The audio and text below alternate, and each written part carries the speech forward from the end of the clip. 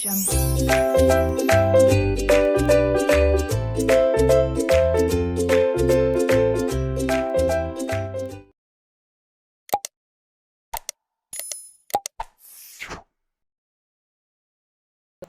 hello everyone and welcome back to my channel named Learning to Learn. So, last class में हमने किया था large group teaching method. Large group teaching method के बाद हम लोगों ने किया था small group teaching method.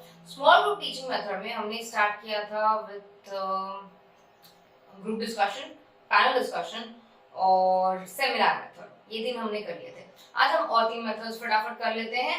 Brainstorming method, role playing method और प्रोजेक्ट मेथड हमारे 3 आज के मेथड्स होंगे। ठीक है, तो सबसे पहले ब्रेनस्टॉर्मिंग मेथड देख लेते हैं। अब आपको ग्रुप डिस्कशन तो याद होगा in our last lecture. Yes, अगर आपको याद नहीं है तो प्लीज पिछला वाला लेक्चर देख लीजिए ताकि आपको ज्यादा अच्छे से समझ में आए कि ग्रुप डिस्कशन क्या है।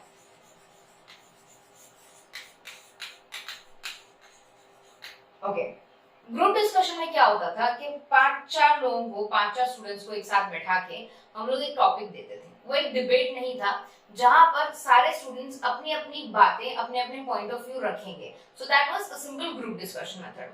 अब सेम ग्रुप डिस्कशन में अगर हम एक प्रॉब्लम को रखें और उसका सॉल्यूशन फाइंड आउट करने को बोले तो वो हो जाएगा ब्रेनस्टॉर्मिंग मेथड। तो ब्रेनस्टॉर्मिंग मेथड का कीवर्ड क्या है? Problem solving. कि हम ब्रेनस्टॉर्मिंग मेथड में बच्चों को एक प्रॉब्लम से रूबरू करवाते हैं और उस प्रॉब्लम को, उस कठिनाई को सॉल्व करने की कोशिश करते हैं सारे बच्चे। ठीक है, अब इसके कुछ लाभ है और कुछ हानि है।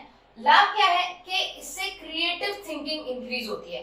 बच्चा अलग अलग तरीके से सोच के उस प्रॉब्लम को सॉल्यूशन या उस प्रॉब्लम का हल निकालने की कोशिश करता है, उस समस्या को सुलझाने की कोशिश करता है। तो उससे उसकी रचनात्मक एबिलिटीज, स्किल्स इंक्रीज होती है, उसका डिसीजन मेकिंग कैपेसिटी इंक्रीज होता है। एक तो ये लाभ है इसका। दूसरा, ये इसमें काफी सारे स्टूडेंट्स पार्टिसिपेट कर सकते हैं, तो इसमें लार्ज पार्टिसिपेशन पॉसिबल है। अब ये किफायती कैसे हुआ? अगर एक बच्चे ने ऐसा सॉल्यूशन बता दिया जो कि बहुत ही सिंपल है, बहुत ही इजी है, तो ऑफ कोर्स वो प्रॉब्लम के सॉल्यूशन के लिए हमें ज्यादा पैसा नहीं खर्चा करना पड़ेगा और वो बहुत ही किफायती सॉल्यूशन होगा हमारे लिए। अब इसके बहुत सारे एडवांटेजेस है, सही है, बट इसका नुकसान भी है। ये कोई सही तरीका नहीं हुआ कोई भी सब्जेक्ट, कोई भी विषय पढ़ने का। क्यों? क्योंकि जब भी हम कोई विषय पढ़ते हैं, कोई टॉपिक पढ़ते हैं, तो उसका एक सिस्टमैटिक वे होता है, एक स्टेप बाय स्टेप चीज होती है। ये ऐसी कोई चीज नहीं है, ये सिर्फ किसी प्रॉब्लम को सॉल्व करता है मात्र, बस। ये किसी भी चीज में यू कैन से सॉल्यूशन लाने की कोशिश करता है, उसके अलावा ये कोई सही तरीका नहीं है। ये किसी भी विषय का अध्ययन करने के लिए व्यवस्थित तरीका नहीं है जो कि सही है। ये रहे हमारे एडवांटेजेस ऑफ ब्रेनस्टॉर्मिंग मेथड। अब ब्रेनस्टॉर्मिंग मेथड के बाद चलते हैं प्रोजेक्ट मेथड। अब ये हमारा नेक्स्ट मेथड हो गया प्रोजेक्ट मेथड।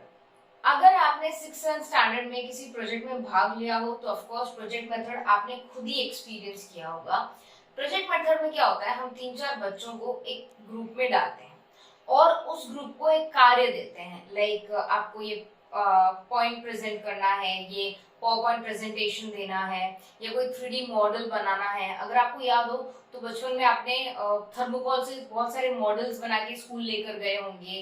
लाइक वैल्कनो का मॉडल जिसमें विनेगर डाल के वैल्कनिक इरप्शन किया जाता था, या सोलर पैनल्स दिखाए जाते थे।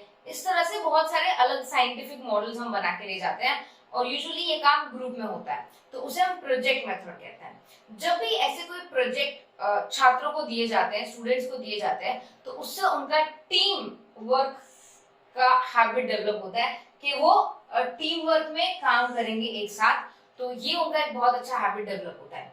और क्योंकि वो लोग टीम में काम कर रहे हैं तो प्रॉब्लम्स आएंगी, कठिनाइयां आएंगी, बहस होगी, प्लानिंग करना पड़ेगा, एडजस्टमेंट करना पड़ेगा। तो इससे आपकी क्रिटिकल थिंकिंग भी इंक्रीज होती है और डिसीजन मेकिंग स्किल्स भी इंक्रीज होती है।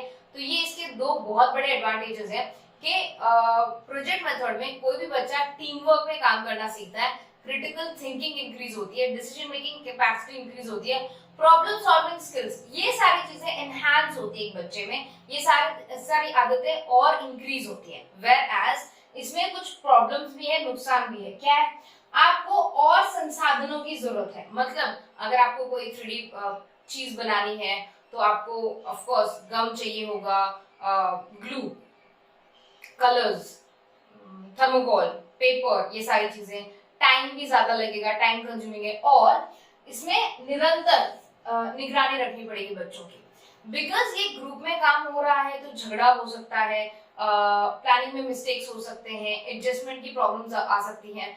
तो इसमें बच्चों को हमें मॉनिटर करना पड़ेगा, बच्चों को एक्चुअली पूरे ग्रुप को मॉनिटर करना पड़ेगा कि वो सही दिशा में जा रहे हैं कि नहीं। तो ऑफ कोर्स इसके अपने एडवांटेजेस हैं तो डिसएडवांटेजेस भी हैं। लास्ट है आज का हमारा रोल प्लेइंग मेथड, वो हम एक बार फटाफट गो थ्रू करते हैं। जो आज हमारा आखिरी मेथड है वो है role playing method. Role playing method 26 जनवरी या 15 अगस्त को आप लोगों ने किसी बहुत बड़े फ्रीडम फाइटर का रोल प्ले किया होगा, एनुअल डे फंक्शन में कोई स्किट में काम किया होगा, किसी ड्रामा में पार्टिसिपेट किया होगा।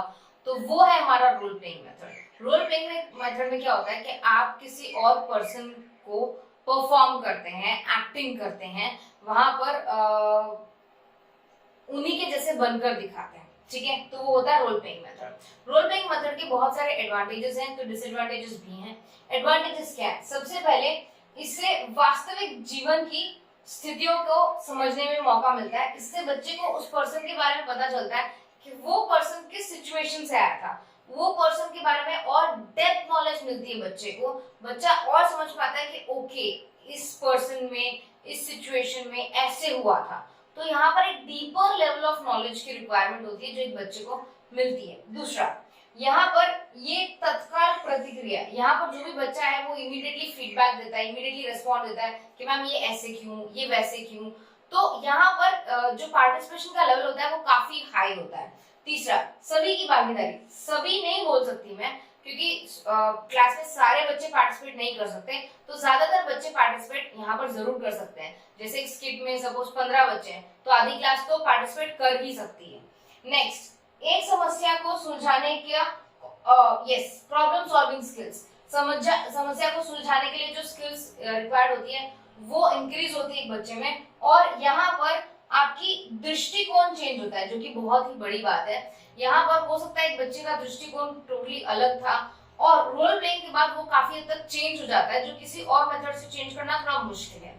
तो ये सारे एडवांटेजेस हैं रोल प्लेइंग के। मगर अगर सपोज रोल प्लेइंग ढंग से इंप्लीमेंट नहीं हुआ तो रोल प्लेइंग के नेगेटिव या नुकसान भी हो सकते हैं। जैसे इसमें टाइम ज्यादा लगता है, रिसोर्सेज आपको ज्यादा चाहिए, कॉस्ट्यूम्स, प्रैक्टिस के लिए जगह, ये सारी चीजें, करेक्ट। दूसरा, हो सकता है बच्चा गलत प्रतिक्रिया दे ले या गलत दृष्टिकोण पैदा कर ले। हो सकता है उसको लगता है, जैसे अगर सपोज कोई स्किट में एक डॉक्टर बन रहा है तो स्टेथोस्कोप लेके बस बोलेगा कि भाई सांस अंदर खींचो, सांस बाहर छोड़ो, आपको तो ये बीमारी है, तो उसको ये लगेगा कि बहुत इजी काम है। बट डॉक्टरी करना या डॉक्टर बनना उतना इजी नहीं है जितना सिर्फ 1.5 घंटे के स्किट में या 20 मिनट के स्किट में एज अ डॉक्टर प्रेजेंट करना है। तो ये उनकी प्रॉब्लम्स हो सकती है। प्रॉब्लम्स मैंने यहाँ पे नहीं लिखे मगर मैं आपको बता देती हूँ।